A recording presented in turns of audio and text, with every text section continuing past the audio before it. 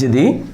ప్రియమైన సార్వత్రికమైన క్రైస్తవ సంగమ, ప్రభువైన యేసుక్రీస్తు ప్రభువారి యొక్క శ్రేష్టమైన దివ్యమైన ప్రశస్తమైన నామములో మరి మీ ముందు ఇటు విధముగా ఈ ఛానల్ ద్వారా మరి ప్రత్యక్షపరచబడటానికి, మీతో కలిసి దేవుని మాటలు పంచుకోవటానికి నాకు అనుగ్రహించిన దేవాతి దేవునికి ఈ అవకాశమును బట్టి కృతజ్ఞతాస్తుతులు ప్రభువైన యేసుక్రీస్తు నామమున పేరిట చెల్లిస్తూ, మరి ప్రతి వారము దేవుని మాటలు వింటూ అనేకమైన ఆత్మీయ మేలులు పొందుతూ దేవుని వాక్యానికి దగ్గరవుతూ పరలోక రాజ్యానికి చేరువవుతున్న మీ అందరికీ ప్రభువైన యేసుక్రీస్తు నామమున పేరిట శుభములు, వందనాలు తెలియజేస్తున్నాను. ప్రియులారా, మీరందరూ క్షేమంగా, ఆరోగ్యంగా, ఆత్మీయంగా వర్ధిల్లాలని మా అనుదిన ప్రార్థనలో జ్ఞాపకం చేసుకుంటున్నాం. అలా ఉన్నారని నేను ఎంతగానో విశ్వసిస్తున్నాను. ప్రియులారా, మరి గడిచిన వారాల్లో మనం ఒక అద్భుతమైన విషయాన్ని మనం ధ్యానం చేసాం. అది దెయ్యం యొక్క వృత్తాంతాన్ని, వాడి ఎవడు, వాడి పుట్టుక ఏంటి, వాడి జీవిత విధానం ఏంటి, జీవన శైలి ఏంటి, వాడు చేస్తుంది వాడి ప్రారంభం ఏంటి, వాడి అంతం ఏంటో అనేక విషయాలు మనము ధ్యానము చేసాం. సో ఈరోజు మరొక నూతనమైన ఒక అంశాన్ని ధ్యానం చేయటానికి ఇష్టపడుతున్నాను. పరిశుద్ధాత్ముడు నా మదిలో ఉంచిన తలంపును బట్టి కొన్ని విషయాలు మనము నేర్చుకుందాం. ప్రియులారా, వాక్యములోనికి వెళ్ళే ముందు చిన్న ప్రార్థన చేసుకుని ప్రారంభించుకుందాం. తలల వంచండి, కనులు మూయండి. పరలోకమునందున్న మా కన్న తండ్రి, మీ ఉన్నతమైన నామమును బట్టి మీకు స్తోత్రాలు. నీ ప్రియ కుమారుడు యేసుక్రీస్తు ప్రభువారి ద్వారా మాకు ఇచ్చిన రక్షణ చాలా మూల్యమైనది. విలువైన మాటలు నీ పిల్లలకి వినిపించి ఆత్మీయ మేలులతో సిద్ధపాటు చేసి క్రీస్తు రాకడకు నైనా ఆయత్తపరచబడేలాగున కృపనివ్వండి. నీ పిల్లలకు వినగలిగిన శక్తిని, గ్రహించగలిగిన మనస్సునివ్వండి. నైనా చెబుతున్న నేను అల్పుడును, దీనుడును, దౌర్భాగ్యుడును, పాపిని. క్రీస్తు శిలువ రక్తము చాటున నన్ను మరుగుపరిచి, కడిగి, పరిశుద్ధపరిచి నీ బూరగా నన్ను వాడుకొనమని, సమయోచితమైన లెస్సైన జ్ఞానం ఇచ్చి ద్రాక్ష వల్లిలో తీగలుగా ఉన్న మేము ఫలించు భాగ్యమాకిమ్మని, దేవునిని తండ్రి మిమ్మల్ని సంతోషపరిచే భాగ్యమాకు అనుగ్రహించమని, నీ ఆత్మ నడిపింపు చేత కొన్ని ఆత్మలు నీ వైపు త్రిప్పుబడటకు నీవే ఆకర్షించమని, ఒట్టివాడిని, అల్పుడిని నన్ను వాడుకొనమని క్రీస్తునామములో అడుగుచున్నాను కన్న తండ్రి, ఆమేన్. మంచిది. ప్రియులారా, on God's duty and channel ద్వారా, యూట్యూబ్ ఛానల్ ద్వారా ఈ వాక్యాన్ని మీ దగ్గరకు వస్తుంది. 2 రక్షణ మార్గం టీవీ ఛానల్ ద్వారా మీ దగ్గరికి వాక్యం అందించబడుతుంది. రక్షణ మార్గం యూట్యూబ్ ఛానల్ ద్వారా కూడా మీకు అందుబాటులో ఉంటుంది. మీ సలహాలు, మీ ప్రార్థన అవసరతలు, మీ సందేహాలు ఏమున్నా నేను తీసుకుంటాను. స్క్రీన్ పైన నెంబర్ వస్తుంది, మీరు తప్పకుండా ఫోన్ చేసి మాట్లాడవచ్చు. రైట్ ప్రియులారా, ముందుగా మరొకసారి మీ అందరికీ వందనాలు తెలియజేస్తూ దేవుని వాక్యమును జాగ్రత్తగా ఆలోచన చేద్దాం సమయానుకూలంగా. ఈరోజు మనం ఆలోచించబోతున్న పాఠం వినే ముందు చాలామంది ఎలా ఉంటారంటే, ఒక అంశాన్ని కానీ ఒక పాఠం పేరు కానీ చెబుతున్నప్పుడు ఓస్ ఇదంతా నాకు తెలుసు కదా అన్న ఒక ఓవర్ కాన్ఫిడెన్స్లో వారికి ముందుకు ప్రయాణం చేస్తూ ఉంటారు. పిల్లారా, ఇప్పుడు కూడా నాకు అన్నీ తెలుసు అని ఎప్పుడు కూడా ఏ వ్యక్తి అనుకోకూడదు. ప్రతిరోజు నేర్చుకునే తత్వం ఉండాలి మనిషికి. నాకు అన్నీ తెలుసు అనుకున్నవాడంట, బైబిల్లో ఒక మాట ఉంటుంది, పౌలు గారు అంటాడు, వాడు తెలుసుకోవలసింది ఏంటంటే వాడికి ఏమీ తెలియదు అని. చివరికి వాడు అర్థం చేసుకోవాల్సింది కూడా అదే, ఏమీ తెలియదని. నువ్వెవరైనా జ్ఞానం అనుకున్నావా? అయితే నువ్వు అనుకోవాల్సింది నాకు జ్ఞానమే లేదు అని నువ్వు తెలుసుకోవాలంట. సో దేవుని వాక్యం మనం వింటున్నప్పుడు ఎప్పుడు కూడా ఒక 2 నిమిషాలు వినేసో లేదా ఒక 10 నిమిషాలు వినో మనం ఒక తుది నిర్ణయానికి రాకూడదు. ఎప్పుడు కూడా పూర్తిగా వినాలి. పూర్తిగా వినడం వల్ల నీకు విశ్వాసం కలుగుతుంది. అదే నిన్ను నన్ను పరలోక రాజ్యానికి తీసుకువెళ్తుంది. ప్రియులారా, సో శ్రద్ధగా దేవుని మాటలు ఆలకించుదాం. బైబిల్ని మనం చదువుతున్నప్పుడు ఇది దేవుని మనస్సు, దేవుని ఉద్దేశం, ఆయన సంకల్పం, ఆయన ప్రేమకు ప్రతిరూపం మన ఎదుట ఆయన మనస్సునంతా పరిచి ఈ గ్రంథ రూపములు ఇచ్చాడు ప్రియులారా. అటువంటి దేవుని ప్రేమ మనం ఏ వచనాన్ని చదువుతున్నా, ఏ వాక్య సందేశాన్ని మనం చదువుతున్నా, ఆలకిస్తున్నా, అనేకమైన దేవుని యొక్క ప్రేమ మన కళ్ళ ముందు కనిపిస్తూ ఉంటుంది ప్రియులారా. అటువంటి ప్రేమను బట్టి ఈరోజు మనము కలిగి ఉన్నాం, బ్రతుకుతున్నాం, సజీవ లెక్కలో ఉన్నాం. కాబట్టి అటువంటి దేవుని ప్రేమ ఎంత విలువైందో తెలుసుకొని మన ప్రయాణము చేయాలి. ఈరోజు మనం వినబోతున్న పాఠము కూడా ఆయన ప్రేమను మనకి కనబరిచే ఒక అద్భుతమైన సందేశం. ఆయన మన పట్ల తీసుకున్న నిర్ణయాలు, ఆయన మన ఎడల కలిగిన ఉద్దేశాలు, అసలు మన పట్ల తీసుకున్న ఆయన జాగ్రత్తలు ఎంత గొప్పవో అర్థమవుతుంది. అటువంటి దేవుణ్ణి మనం ఎరుగుతున్నప్పుడు మనము చాలా భాగ్యవంతులుగా, చాలా ధన్యులుగా మనకి అర్థమవుతుంటుంది ప్రియులారా. అర్థం కాలేదంటే భ్రష్టత్వమే, అర్థమైతే మాత్రం ధన్యుడివి. ప్రియులారా, బైబిల్ నందు ముఖ్యమైన సమాచారాలు 7 విషయాలు ఉన్నాయి. ముఖ్యమైన సమాచారం బైబిల్ అంతా కూడా ఈ 7 విషయాల ముందు తిరుగుతూ ఉంటాయి. 1, దేవుడు అంటే కన్న తండ్రి. 2, ప్రభు అయిన యేసుక్రీస్తు ప్రభువారు మన రక్షకుడు. 3, మన ఆదరణకర్త పరిశుద్ధాత్ముడు. 4, అపవాది. 5, దేవదూతలు. 6, పరలోకం, భూలోకం, పాతాళలోకం అంటే సృష్టి. 7, మనిషి. మనిషి అనగా ఆత్మ, శరీరం. ఈ 7 విషయాలే బైబిల్ నందు మనకి కనబడుతూ ఉంటాయి. ఈ 7 విషయాలు చుట్టూ తిరుగుతూ ఉంటాయి బైబిల్ అంతా కూడా. కాబట్టి మనం అనేకమైన సంగతులు నేర్చుకుంటూ మన ప్రయాణము చేస్తున్నాం. పరలోకం అంటే దైవలోకం, దేవలోకం, దేవుడుండే లోకం. భూలోకం అంటే నరుల లోకం, మనుషులుండే లోకం. పాతాళం అంటే మృతుల లోకం, పాపం చేసిన వారు ఉండే లోకం. ఈరోజు మనం వినబోతున్న మరొక అంశం దేవదూతల వృత్తాంతము, లేదా దేవదూతల పుట్టుక, వారి మనుగడ, వారి జీవన శైలి. అనేకమైన పర్యాయ పదాలు మనం మాట్లాడుకోవచ్చు. దేవదూతల వృత్తాంతం మనం తెలుసుకోవాలి. అందులో మనకి చాలా ప్రాముఖ్యమండి. బైబిల్లో దేవదూతల యొక్క పాత్ర చాలా గొప్పగా మనకి పరిశుద్ధ గ్రంథంలో కనబడుతుంది. బైబిల్లో ఉన్న ప్రతి పదాన్ని, ప్రతి అంశాన్ని, ప్రతి విషయాన్ని మనకు అర్థం అవ్వాలి. 66 గ్రంథాల్లో ఉన్న ప్రతి సంగతి మనం నేర్చుకున్నప్పుడే పరలోక రాజ్యానికి చేరగలం. సారం తెలియాలి. నువ్వు బ్రతుకున్నంత కాలం వాక్యాన్ని చదవాలి, వాక్యాన్ని ధ్యానించాలి, అంటే నెమరు వేసుకోవాలి. చదవడం ప్రతి ఒక్కరు చదువుతారు, గై కొనాలి, దానిని పదే పదే గుర్తు చేసుకోవాలి. అదే ధ్యానం అంటే. దివారాత్రులు ధ్యానం చేయాలి. అంటే నీ యొక్క దృష్టి అంతా కూడా దేవుని వాక్యం పైనే ఉండాలి. అయితే ఈరోజు మనము చూడబోతున్న ఈ అంశం దేవదూతల వృత్తాంతము, లేదా దేవదూతల పుట్టుక, లేదా వాటి పని. అయితే ఎందుకు అంటే ఈ అంశాన్ని చెప్పాలని ఇష్టపడుతున్నానంటే, చాలామంది సంఘాలలో ప్రియులారా ఇటువంటి అంశాలతో పాఠాలు చాలా తక్కువ.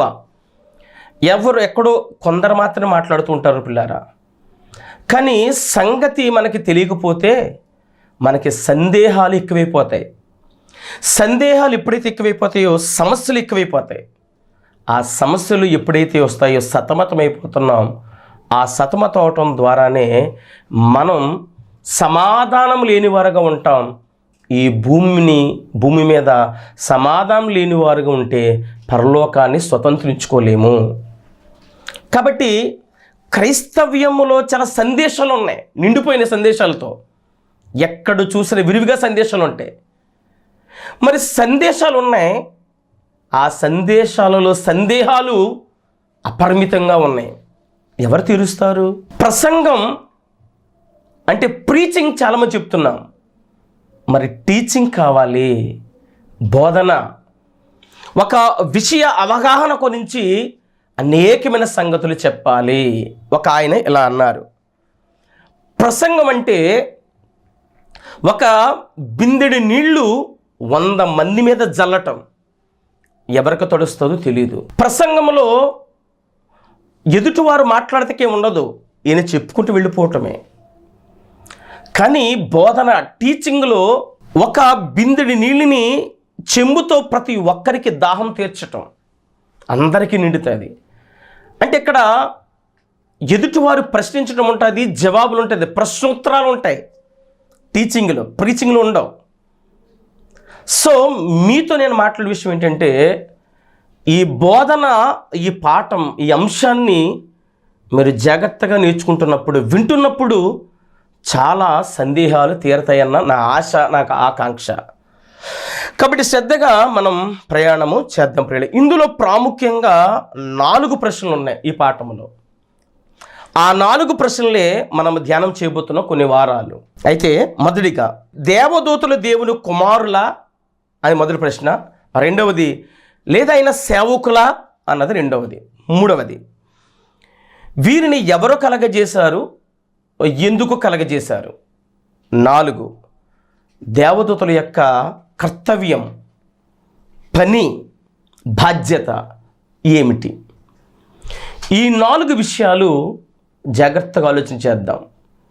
దేవదూతలు దేవుని కుమారులా, దేవదూతలు దేవుని సేవకులా, దేవదూతను ఎవరు కలగజేశారు, ఎందుకు కలగజేశారు. 4, దేవదూతల యొక్క పని, కర్తవ్యం, బాధ్యత, రెస్పాన్సిబిలిటీ ఏమిటి అన్నది జాగ్రత్తగా ఆలోచన చేద్దాం. ప్రియమైన దేవుని పిల్లారా, క్రైస్తవ సార్వత్రిక సంఘంలో అందరూ తప్పు చెప్పరు, అలాగని అందరూ ఒప్పు చెప్పరు. నేను చెప్పట్లేదు, యేసుక్రీస్తు చెప్తున్నాడు, ఆయనే చెప్పారు. అనేకులు అబద్ధ ప్రవక్తలు అన్నాడు ఆయన ఇప్పుడు అప్పుడే పేతురు గారు, పౌలు గారు, యోహాన గారు అవే చెప్పారు. సో అందరూ తప్పు చెప్పారని కాదు, అలాగని అందరూ ఒప్పు చెప్పారని కాదు. కానీ వింటున్న మనం ఏమి వింటున్నామో జాగ్రత్తగా వినాలి. వినే విషయంలో ఏది చెబుతున్నారో చెప్పేవారు తీసుకుంటారు ప్రతిఫలం, కానీ వినే విషయంలో జాగ్రత్త కలిగి ఉండాలి. ఏమి వినుచున్నామో జాగ్రత్తగా విన్నప్పుడే ఆత్మీయ ఫలాభివృద్ధి కలుగుతుంది, సంఘ క్షేమాభివృద్ధి కలుగుతుంది. మొదట వీరు ఎవరు అంటే, దేవదూతలు ఎవరు, దేవుని కుమారులా లేదా ఆయన సేవకులా అన్న చిక్కుముడులు కొన్ని వదిలించుకుని మన ముందుకి ప్రయాణము చేద్దాం ప్రియులారా. ఎందుకంటే చాలామంది దేవదూతల గురించి, దేవుని కుమారులని కొందరు అన్నారు, కొందరు సేవకులని కొందరు అంటున్నారు. ఇలాంటి ప్రశ్నలు మనకి సంఘములో ఎదురు కానప్పటికీ సమాజంలో తప్పకుండా మనకి ఎదురవుతాయి. అయితే మరి వాటికి సమాధానం చెప్పటానికి క్రైస్తవుడు ఎల్లప్పుడూ సిద్ధంగా ఉండాలి. పేతురు గారు ఇదే చెప్తున్నాడు. ఆయన నిర్మలమైన మనస్సాక్షి కలిగిన వారై మిమ్మల్ని హేతువడుగు ప్రతి ఒక్కరికి కూడా సమాధానం చెప్పుటకు ఎల్లప్పుడూ మీరు సిద్ధంగా ఉండండి. అలాగ చెప్పటానికి క్రీస్తుని మీ హృదయంలో ప్రతిష్ఠ చేసుకోండి. 3:16 చెప్తాడు ఆయన పేతురు మొదటి పత్రికలో. అంటే మన హృదయంలో యేసుక్రీస్తు ప్రభువారిని అంటే క్రీస్తుని ఉంచుకోవాలి. అంటే అర్థం ఏంటి? యోహాను సువార్త 17:17లో సత్యమందు వారిని ప్రతిష్ఠ చేయము, నీ వాక్యమే సత్యం. అంటే వాక్యం సత్యం. సత్యం ఈజ్వల్ టు వాక్యం. వాక్యం అంటే ఆది యందు వాక్యముండును, వాక్యము దేవుని యొద్ద ఉండును, వాక్యము దేవుడై ఉండును. యోహాను సువార్త 1:1. ఆ వాక్యం శరీరధారి అయి మన మధ్య నివసించటానికి 1:14 యోహాను సువార్త. అంటే అర్థం ఏంటి? వాక్యం అంటే యేసుక్రీస్తు ప్రభువారే. అంటే యేసుక్రీస్తు ప్రభువారు ప్రతిష్ఠించుకోండి అంటే అర్థం ఏంటంటే పేద గారి ఇంటెన్షన్, వాక్యమును నింపుకో హృదయంలో. వాక్యాన్ని హృదయం అనే మందసములో పెట్టుకోవాలి. హృదయం అనే పలకల మీద రాసుకోవాలి. వాక్యం ఆత్మ సంబంధమైన సంగతులు, ఆత్మ సంబంధమైన సంగతులు, ఆత్మ సంబంధమైన సంగతులు సరిచూచుచు బోధించాలి. అది దైవ సేవకులు చెబుతున్న సారాంశం పరిశుద్ధ గ్రంథములో ప్రియులారా. రైట్, ఇప్పటి వరకు ఈ అంశం గురించి ప్రపంచంలో ఏది పడితే అది మాట్లాడారు, ఎవరికి తోచింది వాళ్ళు మాట్లాడారు. ఓకే, వెరీ గుడ్, తప్పు కావట్లేదు, తప్పు అనడం లేదు. వారికి ఎరిగిన విధములో వారి పరిజ్ఞానం బట్టి వారు మాట్లాడారు. అది దేవుని ద్వారా మాట్లాడారా, లేదా లోకానుసారమైన కామన్ సెన్స్తో మాట్లాడారా, అంటే లోక జ్ఞానంతో మాట్లాడారా, అది సెకండరీ. దేవుడు ఎవరికి తగిన తీర్పు వాళ్ళు తీరుస్తారు. మరి ఎవరికి తీర్పు తీర్చకల్లా దేవుడు చూసుకుంటాడు. అయితే నేను చెబుతున్న విషయం మీకెంతవరకు రీచ్ అవుతుంది అన్నది ప్రాముఖ్యం. అయితే వింటున్న మీలో ఈ సంగతి నీకు నచ్చిందనుకో, తీసుకో, అర్థం చేసుకో. నీకు నచ్చలేదనుకో, వదిలే, ఇబ్బంది ఏమీ లేదు. అదే పదే ఎపిసోడ్లు చెప్తాను నేను. ఎప్పుడు కూడా తగాదాలు కాదు, వాక్యముతో మాట్లాడుకోవాలి. గొడవలు కాదు, జబ్బలు చదవటం కాదు, మీసాలు తిప్పటం కాదు, తొడలు చదవటం కాదు. వాక్యంతో మాట్లాడదాం, వాక్యంతో సరిచూసుకుందాం. నువ్వు ట్రై చేయి, నువ్వు పరిశోధన చేయి వాక్యాన్ని ఇప్పుడు కూడా. అప్పుడు దేవుడు చక్కని విషయాలు మన హృదయానికి తప్పకుండా అనుగ్రహిస్తాడు ఆయన.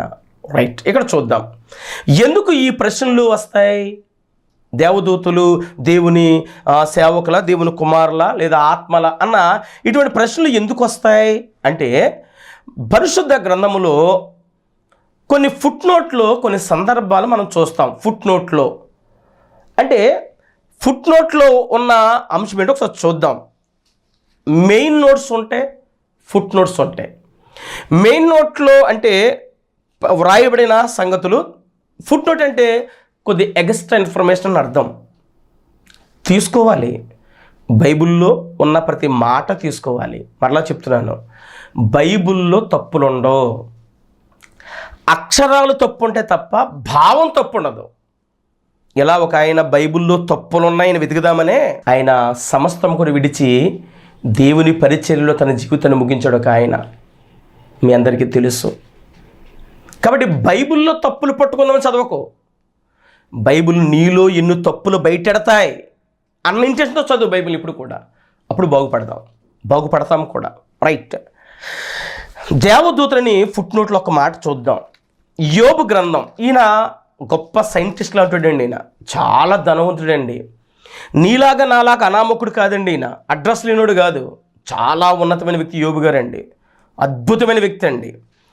అటువంటి ఆయన యోబు గ్రంథం 1వ అధ్యాయము 6వ వచనంలో ఒక మాట చదువుతున్నాం. ఒక మాట ఉంటుంది, దేవదూతలు యెహోవా సన్నిధిని నిలుచుటకై వచ్చిన దినమొకటి తటస్థించిందంట.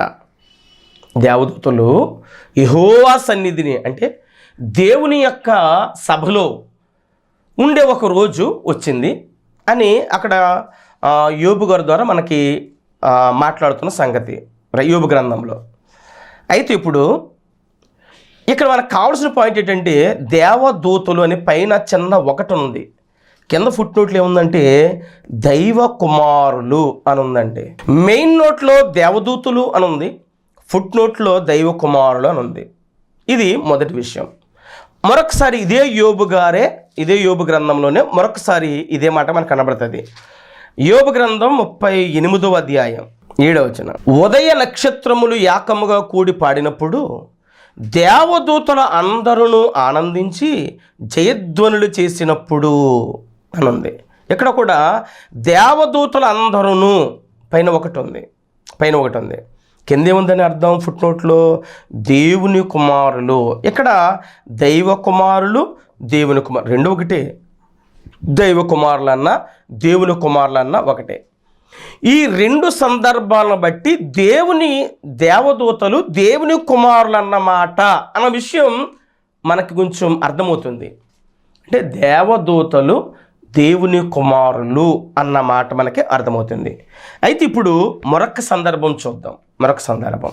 ఎందుకంటే బైబిల్లో ఒక చోట నీకు ఒక విషయం అర్థం కాలేదు, అవగాహనకు రాలేదు అంటే నువ్వు మరొక చోట వెతకాలి, మరొక చోటకి వెళ్ళాలి. పరిపూర్ణమైన అర్థం వచ్చేంతవరకు వెతకాలి. ఎప్పుడు కూడా ఒక చోట కూర్చుని ఇదే కరెక్ట్ అని కూర్చోక. ఎప్పుడు కూడా బైబిల్లో ఒక చోట ఉన్న పదం అప్పుడు నీకు అర్థం కాదు, మరొక చోట వెతుకు, పరిపూర్ణమైన సమాధానం దేవుడు మనకిస్తాడు. ఎందుకంటే బైబిలే ప్రశ్న, బైబిలే జవాబు. ఇక ఎక్కడ వెతకక్కలొద్దు. ఆ గ్రంథాలు ఇది ఉంది, ఈ గ్రంథాలు అది ఉంది, ఇవన్నీ కాదు. బైబిల్లో ఏముందో అది చాలు. ముందు పని చేయండి, దేవుని వాక్యం చెప్పండి. డిబేట్లు పెట్టి కూర్చొని వీడియో కెమెరా ముందు పెట్టుకుని ఆడిలాగన్నాడు, ఈడిలాగన్నాడు, ఆడు అదన్నాడు, ఇది కాదు. ముందు దేవుని వాక్యమును ప్రకటించి ఆత్మరక్షించండి. నిన్ను దేవుడు పిలిచింది ఇదే పని కొరకు. చీకట్లో ఉన్నారు చాలామంది, దీపాలు ఆరిపోయి ఉన్నారు. వారిని సత్యవాక్యం తీసుకెళ్ళి, జీవవాక్యం తీసుకెళ్ళి, జ్యోతిర్మయుడికి దేవుని దగ్గర వచ్చిన ప్రతి మాటను నీతిమంతులుగా జ్యోతుల వలె వెలిగింపబడుటకు, నువ్వు వెలుగుటకు అనేకులు త్రిప్పాలి. అందుకు దేవుడు మనకు అర్హత ఇచ్చాడు. రక్షించడం పోయింది, భక్షించడం ఎక్కువైపోతుంది. ఈరోజు ఉన్నవారిని కన్ఫ్యూజ్ చేస్తున్నాం. ఉన్నవారిని కాపాడుకోవడం పోయి ఉన్నవారిని కన్ఫ్యూజ్ చేసి పాడు చేస్తున్నాం. కాబట్టి జాగ్రత్తగా దేవుని మాటలు మనము ఆలకించుదాం ప్రియులారా. ఇక్కడ ఆయన చెబుతుంది దేవుని కుమారులు, దేవదూతలు అని మనం ఇక్కడ చదువుతున్నాం. సో మరొక చోట చూద్దాం. హెబ్రీలకు రాసిన పత్రిక. హెబ్రీలు అంటే ఎవరు? వారు ఇశ్రాయేలీలే. వారు అంటే ఇశ్రాయేలీలలో యేసుక్రీస్తుని ఎరిగిన వారు, యేసుక్రీస్తు అని తెలుసుకున్నవారు, నమ్మినవారు, మెస్సైని ఎరిగిన వారు, కనుగొన్నవారు. మరి హెబ్రీలు ఎందుకన్నారు? వారి భాషది కాబట్టి. వారి భాషను బట్టి మనం తెలుగువారం, మనది తెలుగు కాబట్టి. వారి కన్నడ వారు, వారు ఆంగ్లేయులు, వారి భాషను బట్టి అది. సో ఇక్కడ హెబ్రీలు అని ఎందుకుందంటే వారి భాషను, హెబ్రీ భాష వాళ్ళది. వీళ్ళు గ్రీకులు, గ్రీకు భాష వారిది. సో కొంత భాషను బట్టి కూడా ఐడెంటిఫికేషన్ అనమాట జాతిని. అది మనం అర్థం చేసుకోవాలి. రైట్. మొదటి అధ్యాయము 13వ వచనం. నేను నీ శత్రువుని నీ పాదములకు పాదపీఠముగా చేయ వరకు నా కుడి పార్శ్వమున కూర్చుండుము అని దూతలలో ఎవరిని కూర్చొని ఎప్పుడైనా చెప్పారా? నేను ఎప్పుడు చెప్పలేదు. దేవదూతల గురించి నేను ఎప్పుడు చెప్పలేదు. వీరందరూ ఎవరు? వీరందరూ ఇక్కడ నుంచి చెప్పుకుంటూ వచ్చాడు. ఈ దేవదూతలందరూ రక్షణను అంటే పరలోక రాజ్యమును, స్వాస్థ్యం అంటే ఆస్తిని పొందబో వారికి, అంటే రక్షణ అను అంటే రక్షింపబడగలిగిన, ఎప్పుడు సురక్షితంగా ఉండగలిగిన ఒక స్వాస్థ్యం ఉంది. అదే పరలోక రాజ్యం. భూమి సురక్షితమైనది కాదు. ఒక సురక్షితమైన రక్షణకు ఆధారమైన స్వాస్థ్యం, ఆస్తి ఉంది పరలోకం. ఆ పరలోకాన్ని పొందబోవారు ఉన్నారంట. వారికి పరిచారము చేటికి పంపబడిన సేవకులైన ఆత్మలు గారా. అంటే దేవదూతలు ఎవరు? పని చేసి సేవకులైన ఆత్మ, సేవ చేసేవారంట. ఎవరికి? పరలోక రాజ్యాన్ని పొందబోయే వారికి సేవకులైన ఆత్మలు కారా. అది ఇక్కడ మనకు అర్థం చేసుకునే విషయం. దేవుడు కన్న తండ్రి మాట్లాడుతున్న మాటలు ఇక్కడ వచ్చేసరికి కొత్త నిబంధనకు వచ్చే సమయానికి ఒక సంపూర్ణమైన పరిపూర్ణమైన జ్ఞానం వచ్చింది. పాత నిబంధనలో కొంత అసంపూర్ణమైన జ్ఞానముగా మనం ఒకవేళ ఆలోచన చేసినప్పుడు కొత్త నిబంధనకు వచ్చిన సమయానికి ఇది ఆత్మ జీవంకు సంబంధించిన కనుక సంపూర్ణమైన జ్ఞానము బైబిల్ వచ్చింది. ఆ జ్ఞానంతో ఏముందంటే దేవదూతల గురించి వీళ్ళు సేవకులైన ఆత్మలు కారా, పరిచారము చేయుటకై. నేను చేయడానికే ఎంత డీటెయిల్గా రాశారండి పౌలు గారు. పరిచారము చేయుటకై. ఎంతకంటే రుజువేం కావాలి? అయితే మనం మాట్లాడచ్చు. యోబు గ్రంథంలో రాసింది పరిశుద్ధాత్మను రాయించారు. మరి హెబ్రీ పత్రికలో రాయించింది కూడా పరిశుద్ధాత్మనే రాయించారు. అయితే ఇక్కడ క్లియర్గా ఏముందంటే పరిచారకులు అంటే సేవకులు, దూతలు, దాసులు, పనివారు, జీతగాళ్ళు అని అర్థం. మరి కుమారుడు అంటే ఎవరు? స్వాస్థ్యం, ఆస్తికర్తలు, వారసులు, వాళ్ళు స్వతంత్రులు. కుమారులు స్వతంత్రులు, సేవకులు వారు దాసులు, పనివారు. ఇక్కడ దేవదూతల గురించి మనకు చెప్పబడిన మాట ఏంటంటే వారు పనివారు, సేవకులు, పరిచయం చేసేవాళ్ళు, జీతగాళ్ళు, వాళ్ళు ఆస్తికర్తలు కాదు వాళ్ళు. మరి ఫుట్ నోట్ అంటే ఏంటి అంటే ఎక్స్ట్రా ఇన్ఫర్మేషన్, ఎక్కువ సమాచారం అని అర్థం. మరి తీసుకోవాలా? తీసుకోవాలి. ప్రతి మాట తీసుకోవాలి, ఆలోచించాలి. ఇక్కడ తండ్రి తన కుమారుడితో చెబుతున్న మాటలు ఇవి. సేవకులను చెప్పాడైనా, కొన్ని సందర్భాలు జాగ్రత్తగా మనం ఆలోచిస్తే వాక్యాన్ని ఎలా పడితే అలాగ ఆలోచించకూడదండి. దానికి ఒక ఫార్మెట్ ఉంది, దానికి ఒక క్రమం ఉంది. దాని ప్రకారం మనం ఆలోచించాలి. నీ సొంత జ్ఞానంతో, నీకు తెలిసిన తెలివితేటలతో నేను ఎంబీబీఎస్ ఎఫ్ఆర్సీ లండన్ అంతా చదివాను కాబట్టి నాకు ఇష్టానుసారంగా ఆలోచిస్తానంటే కుదరదు. దేవుడు ఏ ఉద్దేశంతో రాయించాడో, ఏ ఇంటెన్షన్తో రాయించాడో ఆ భావాన్ని, సందర్భాన్ని బట్టి మనం ఆలోచించాలి వాక్యాన్ని. లేదా అపార్థమవుతుంది, మన నిత్య నాశనానికి మనమే కారకులమవుతాం. ప్రియులారా, ఎవరైతే వాక్యాన్ని స్వకీయంగా, సొంతంగా అపార్థం చేసుకుంటారో వారి స్వకీయ నాశనానికి వారే కారణం. అపార్థం చేసుకోకూడదు వాక్యాన్ని. అది మనకు అర్థం కాకపోతే నేర్చుకుందాం, తప్పేముంది ఇందులో. నేర్చుకునేవారమే కదా మనం, విద్యార్థులమే కదా, బైబిల్ విద్యార్థులమే కదా మనం. నేర్చుకుంటే తప్పేముందండి. విశ్వాసి నేర్చుకోవాలి, సేవకులు నేర్చుకోవాలి. ఎప్పటి వరకు నేర్చుకోవాలి? చచ్చిపోయే వరకు నేర్చుకోవాలి. నేర్చుకోవటం ఆగిపోయిందంటే నువ్వు చచ్చిపోయావని అర్థం. దేవుని వాక్యం విషయంలో నిందికి చెప్పాడైనా, మీరు ఏది వినుచున్నారు జాగ్రత్త, బెరియా సంఘములే ఉండాలి. పరిశీలన, పరిశోధన ఏది చెబితే అది వినడం కాదు, విను. కానీ అన్నీ అంగీకరించుకో, వాక్యానుసారంగా అంగీకరించాలి. అన్నీ వినాలి, అందరూ చెప్పింది వినాలి.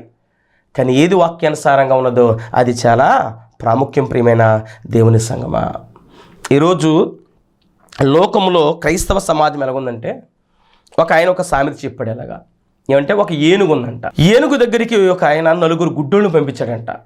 4 గుడ్డి వారిని పంపించి అదేంటో చెప్పండి రా అన్నాడంట.